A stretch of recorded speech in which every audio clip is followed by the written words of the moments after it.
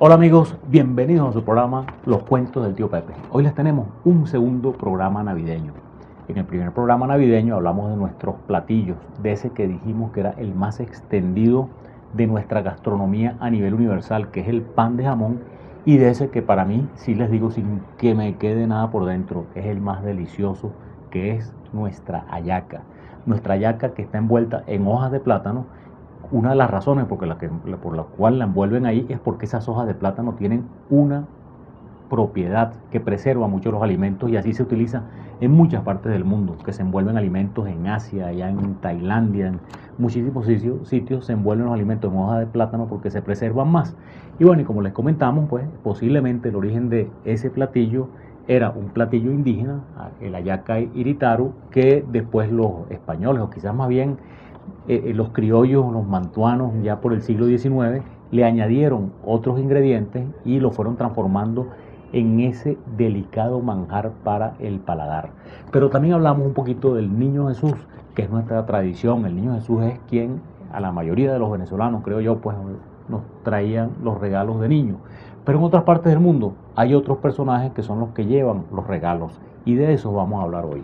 Esos personajes son, por una parte, los tres Reyes Magos y por la otra parte, San Nicolás. Así que bueno, vamos a hablar un poquitico de estos personajes. Los tres Reyes Magos se hace referencia en el Evangelio de San Mateo. Yo se los recuerdo, que todos ustedes conocen bien esa historia, es muy linda, que vienen tres magos de Oriente, pasan por Jerusalén y se reúnen con el rey Herodes, Herodes el Grande, así lo llamaban, y le pregunta que dónde nació el rey de los judíos, que ellos han visto su estrella y vienen a adorarlo. Entonces Herodes, por supuesto, que ya tenía sus años, tenía como 30 años gobernando, él se asusta porque, bueno, como pasa siempre, ¿no? Que él quería gobernar eternamente. Y le pregunta a los sabios dónde van a ser el Mesías y le dicen en Belén de Judá. Entonces él les dice a los magos que vayan a Belén, que seguramente es ahí, y que de regreso le avisen, porque él también quiere ir a adorar al niño. Entonces ellos van siguiendo la estrella. Miren, todo esto es muy importante en nuestra historia porque vamos a hablar de la fecha del nacimiento de Cristo. Ellos van siguiendo la estrella hasta que la estrella se detiene en el cielo sobre el pesebre, que es esa representación bellísima que hemos visto nosotros tantas veces. O sea, fíjense qué importante es esto, que la estrella va caminando y se detiene. Entonces ellos ven al niño, lo adoran y le ofrecen tres presentes: oro, incienso y mirra. El oro, pues lo que se ha dicho es que representa la realeza, pues que el niño era un rey. El incienso, la divinidad, que con eso el incienso, pues lo que se usa en las iglesias y en los templos desde hace muchísimos siglos para adorar a Dios o a los dioses según las creencias. Y la mirra es un ungüento con el que embalsamaban a los muertos, es una cosa que alude a la característica mortal o de hombre de el niño que ellos estaban adorando. Fíjense que San Mateo no dice en ningún momento que los reyes eran tres, sino unos magos. Y magos, no vayan a pensar que magos pues, es una persona que necesariamente se ocupaba de la magia. Eso tenía una connotación que podía tener que ver con sacerdotes o con sabios. Pero en definitiva, San Mateo no dice cuántos eran. Claro, podemos tener, quizás de ahí es que sale que fueran los tres regalos: oro, incienso y mirra. Como ustedes saben, después un ángel se le aparece a los reyes y les dice, a los magos, le dice que, porque esa es otra cosa, que jamás Mateo dice que eran reyes, ¿no? Siempre lo menciona unos magos. Se le aparece a los magos y le dice que regresen por otro camino y que no pasen por donde Herodes. Y se van. Después dice, ya entramos, eso es lo que está en el Evangelio, en la parte de leyenda, que ellos se fueron a Saba y por el año 70 después de Cristo, que ya Cristo tenía varios años después de muerto, lo consiguió Santo Tomás Apóstol, pues aquel deber para creer, y los convierte al cristianismo y ellos se hacen obispos y después mueren y son martirizados, pues mueren en el martirio en esa zona de Saba, pues por lo que hoy es Irán. Y años después, como 200 o 300 años después, sus restos son llevados en un ataúd en el cual supuestamente, estamos hablando de una parte que está mezclada la realidad con la leyenda, se los llevan a Constantinopla. Y en la época de las cruzadas, Federico Barbarroja agarra ese cofre donde estaban los restos de los Reyes Magos y se lo lleva a Alemania. y los depositó en un sitio en Colonia, donde se construyó después una basílica, una catedral inmensa, que es la que les mostramos ahí. Miren, es la tercera catedral más alta del mundo, que es la catedral de Colonia.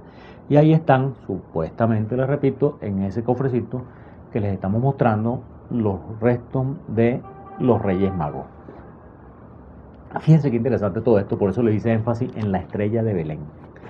Si recuerdan, pues, ustedes que son seguidores de los cuentos del tío Pepe y de los grandes benefactores de la humanidad, hablamos en una ocasión de un gran astrónomo que era Johann Kepler. Kepler se puso a echar números, porque ustedes saben que podemos determinar la posición de los astros en cualquier época, bueno, y sobre todo con los instrumentos que tenemos ahora matemáticos, pero Kepler ya lo hace. Y Kepler llega a la conclusión de que el año 7 antes de la era cristiana hubo una conjunción de Júpiter y Saturno que se debió haber visto como una estrella muy grande, pero que eso pudo haber sido la estrella de Belén. Pero fíjense, son 7 años antes del nacimiento de Cristo.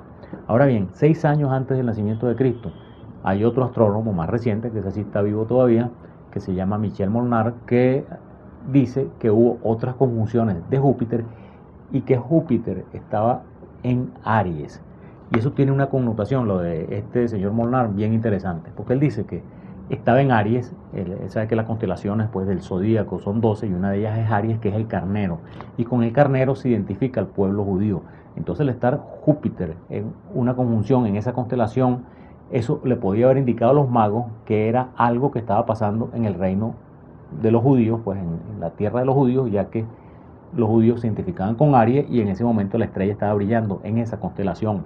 Pero este señor va más adelante. Si recuerdan, pues, cuando hablamos de esos grandes benefactores de la humanidad, del movimiento retrógrado de los planetas que lo descubre ese otro sabio Copérnico, que Júpiter estaba retrógrado, tiene una fase retrógrada en esa época. O sea que los planetas son, que le decían, los locos del cielo, porque los planetas se van moviendo, pero las estrellas se mueven muy parejos, pero los planetas de vez en cuando pareciera, tienen un movimiento aparente, que es como si se regresaran, que era lo que llamamos el movimiento retrógrado, que se lo ilustramos en esa ocasión.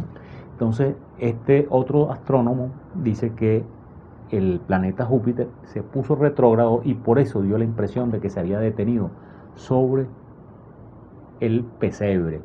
Y esa es una nueva explicación, otra explicación más, de la estrella de Belén. Y les repito, esto ocurrió, según este astrónomo, en el año 6 antes de Cristo. Todavía no es en el año de Cristo. O sea que, según lo que estamos hablando, Cristo nació entre 6 y 7 años antes de Cristo.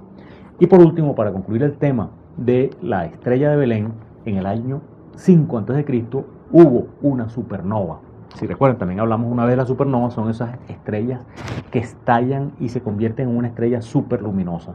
Y hay referencias de que el año 5 a.C. ocurrió eso, puesto que está en registros tanto en China como en Corea de que hubo una supernova. O sea que hubo una estrella de Belén con bastante seguridad, hubo una estrella muy brillante en el cielo en los años 5, 6 o 7 a.C. Vamos a una primera pausa y vamos a ir hablando de todos estos personajes que junto con el Niño Jesús nos traen regalos, y vamos a hablar un poquitico también de la fecha del nacimiento del Niño Jesús.